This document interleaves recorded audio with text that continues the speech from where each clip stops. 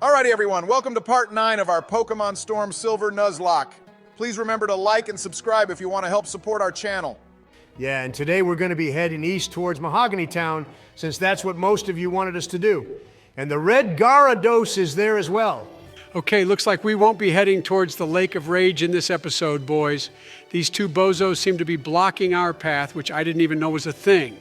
Yeah, I guess Drayana wants us to follow the story like how it's actually meant to be played out. But anyway, that means we're going to head west towards Jasmine and Chuck's gyms. The next city, though, is, of course, Olivine. And this clown gave us TM92, which is Trick Room. A great move if we have a Shuckle, since it'll flip his defense and attack stats around, which means we'd have an overpowered Pokemon for sure. We can actually get a Shuckle from Chionwood City, too. And hey, look who it is, boys. Our favorite champion, Steven Stone from Hoenn, has showed up.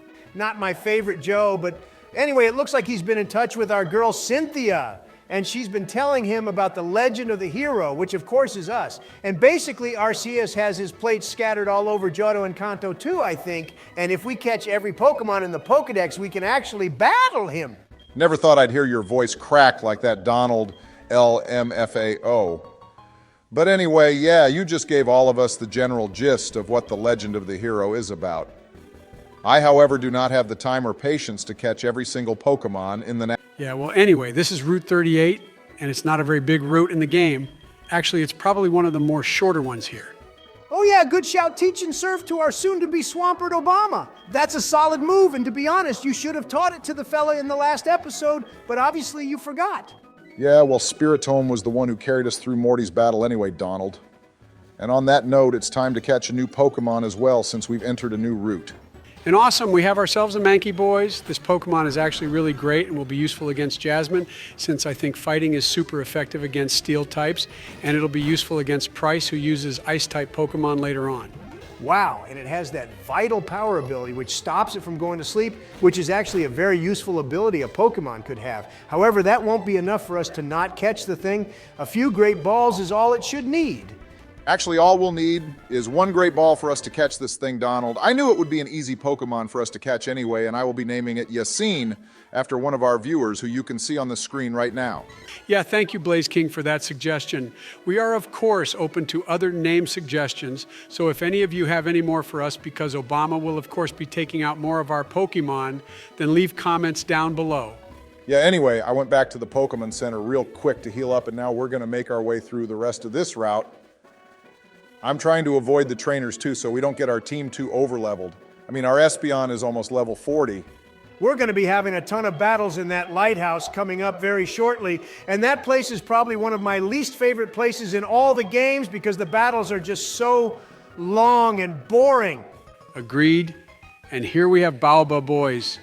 He's the leader chief man of the Safari Zone, which we'll be visiting shortly as well, I think. At least in the normal games, it's an optional area, but I'm not sure if they'll make some sort of event for it in this ROM hack. We're a bit away from that right now anyway, Joe, so instead I'm gonna go around the farm here and collect the items, and then we'll cut to Olivine City Pokemon Center and explore the town. Yeah, Olivine City is a great town, actually. It's probably my favorite city in all of Johto since it's by the coast, and I bet the real estate market here looks really good too. Well, there's literally like one house that someone lives in, Donald, and the rest of the buildings are all public spaces. So yeah, I guess you could say the real estate market is good for that one fisherman who lives here all by himself. Joe, stop farting in our videos, please, bro. Keep that to yourself. We're supposed to be setting a good example to the younger viewers here. Not my fault I have acid buildup, but anyway, check out who we just ran into, boys. It's the real boss man, Volkner, who has some fetish for lighthouses since he's in this one too, and he gave us a TM as well, which was nice of him.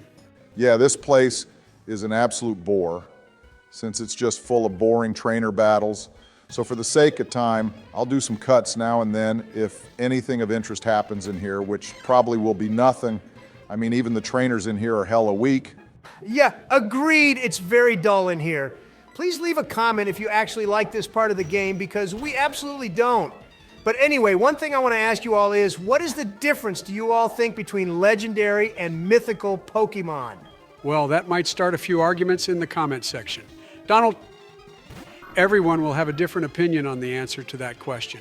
But in my view, the difference is there can only be one mythical Pokemon at a time, whereas there are multiple legendaries. I mean, Dialga, Palkia, and Giratina are legendaries, but there's only one each of them, which would make sense since they're considered to be literal gods in the Pokemon world. And if they're considered gods, then what title does Arceus really have? Arceus belongs in its own universal realm, Barry. It also needs a title above God, too. But anyway, how comes it's taking you so long to beat this old man with an Arcanine and a stupid owl? He's probably just playing it safe because he's just so bad at Pokemon. Let's be honest, Donald. There is no way I'm losing this battle to this fucking owl, Joe. I mean, I have an almost Swampert and a team that is absolutely cracked. Plus, I beat Whitney, which should automatically puts me in the Hall of Fame. Well, that Whitney battle was more difficult than normal, to be fair, since she had 6 Pokemon. However, you could have beaten her much easier if you had Spirit-Ome. But anyway, what's done is done. And now our next target is actually Chuck. And Alfred here got what was coming for him. And now let's see who our next victim is going to be. And by the way, can you find wild Pokemon in here, boys? I always wondered that, but we usually have repels active. No, Joe, because this is a lighthouse, you fool, and there's a ton of people in here all the time, too. How would any wild Pokemon be in here with all these noisy people bothering them constantly? Alrighty, we're battling a bird keeper now. And I always found these guys really strange since they carry a bird cage about with them. So like, does that mean they just stuff their Pokemon inside cages or what? I thought a Pokeball would be way more comfy. Yeah, it would be more comfy, especially a luxury ball, which is the only ball I'd like to be inside of. Pause. Joe, shut the hell up, man, seriously. You knew exactly what I meant by that, and I know your old bones would prefer to be inside of a luxury ball, too. Let's be honest, bro. Okay, I can't believe that Swablu of all things took so long to beat Holy Hell. It wasn't even evolved, nor was it that strong either. Well, keep using Charmeleon in battles, Barry, because it's going to evolve very soon. Although the current Pokemon we're battling isn't exactly helping with us gaining a lot of experience. Yeah, these Pokemon don't give out a lot of experience, but we're getting closer to evolving either way. And the Pokemon coming up shortly will definitely give us way more experience. Plus, we have a ton of battles still to go. Slash is a very useful move to have as well, since it has a high chance of giving us a critical hit for the move, now and then. Definitely move to be keeping, I think, Barry. Plus, we need a viewer to comment what moves we should have on Charizard, if we manage to keep it alive.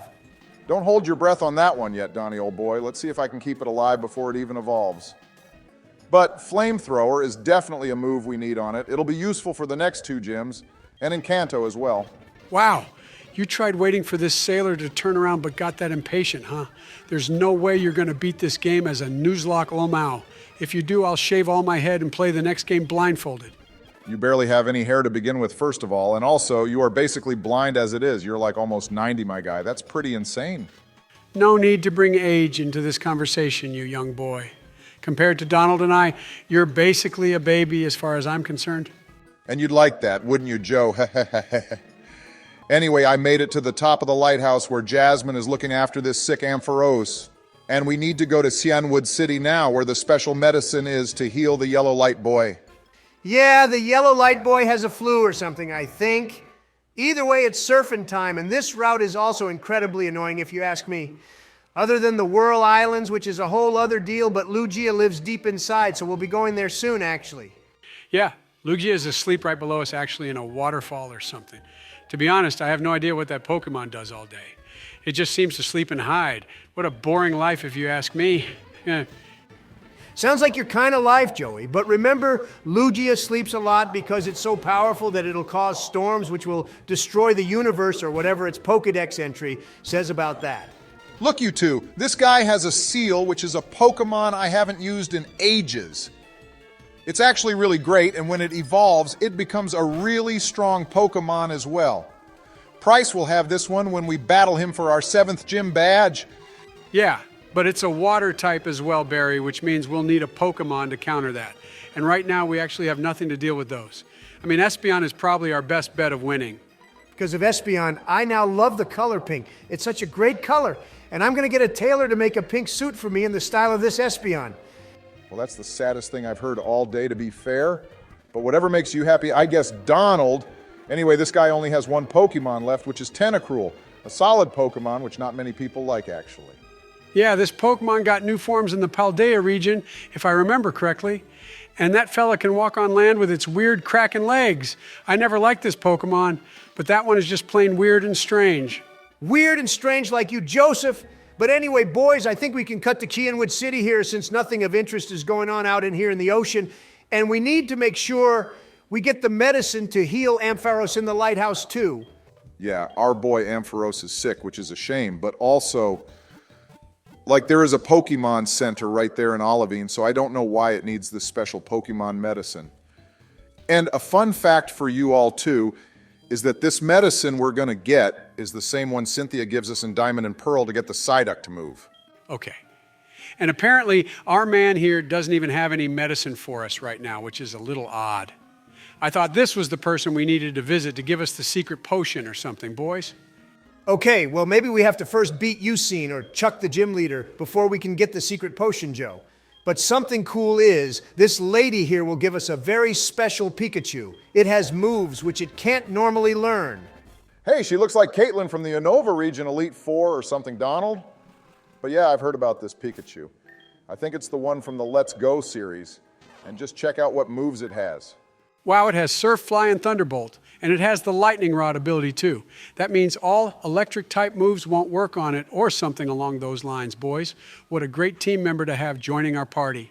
It also has Wish, which was that move Whitney just loved spamming us with back when we battled her and her ridiculous Wigglytuff. God, I still have nightmares from that thing, holy hell. Okay, so we had some issues with the recording when battling Ucine, but it wasn't a very interesting battle anyway, since all he had was a Hypno, Electrode, and Rotom. We beat him quite easily. And actually, I had to re-record this whole part twice because Joe didn't press record the first time around. Yeah, well, I was a little distracted with Donald rubbing my ears, but anyway, the more important battle is coming up right now against Chuck's gym. This guy loves to use fighting-type Pokemon, which means our Pikachu with Fly is the Pokemon to use in here. Barry? That's right, and Chuck here is busy standing under a waterfall for some reason, so first we gotta battle some trainers and turn off the water. He's gonna be a tough cookie too, I think, with his over-leveled fighting-type Pokemon. And for God's sake, this bozo has 4 Pokemon on his team. These battles are gonna be such a bore for sure, so we'll see how they go. And if anything of interest happens, then we'll get back to you. Chuck's battle is the one I'm most psyched for, to be honest. Oh my God, Obama, don't kill Charmeleon right now, man. He's on 3 health, so just switch to Donnie or something so we can use our psychic-type moves to one-shot everything in here.